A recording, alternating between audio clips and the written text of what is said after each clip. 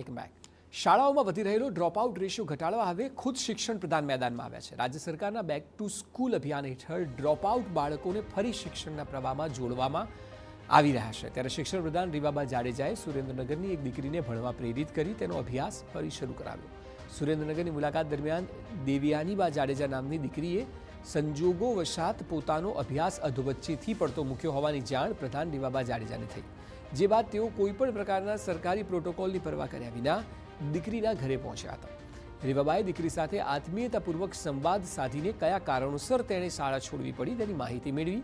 રીવાબાએ દીકરી અને તેના પરિવારને ફરી અભ્યાસ શરૂ કરવા માટે સમજાવ્યા. જે બાદ દેવ્યાનીબાએ ધોરણ 9માં ફરી પ્રવેશ મેળવ્યો છે. શિક્ષણ પ્રધાને તેમને નવા શૈક્ષણિક સત્રના ધોરણ 9ના પાઠ્યપુસ્તકોનો એક સેટ પણ આપ્યો. સાથે જ તેના હાઈસ્કૂલથી લઈને કોલેજ સુધીના તમામ અભ્યાસની જવાબદારી સરકાર સુનિશ્ચિત કરશે તેવી પણ ખાતરી આપી હતી.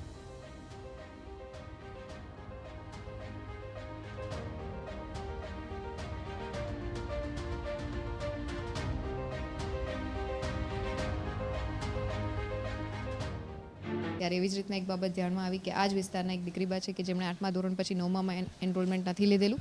ત્યારે એમના ઘરે જઈ પરિવાર સાથે ચર્ચા વિચારણા કરી અને વ્યક્તિગત રીતે જવાબદારી લઈ અને દીકરી આગળ વધે એના માટેની જહેમત, એના માટેના પ્રયત્ન કર્યા છે. અને એ દીકરીએ હવે 9th સ્ટાન્ડર્ડમાં મેં એને એનરોલ કરાવ્યા છે. ત્યારે આવનારા સમયમાં ખૂબ સરસ સંસ્કારી દીકરી છે અને એ 12 અને કોલેજ સુધીનું શિક્ષણ ગ્રહણ કરે એ માટેની સંપૂર્ણ જવાબદારી સાથે શિક્ષણ વિભાગ અને પરિવાર જેમ ગુજરાત સરકાર એમની પડખે છે.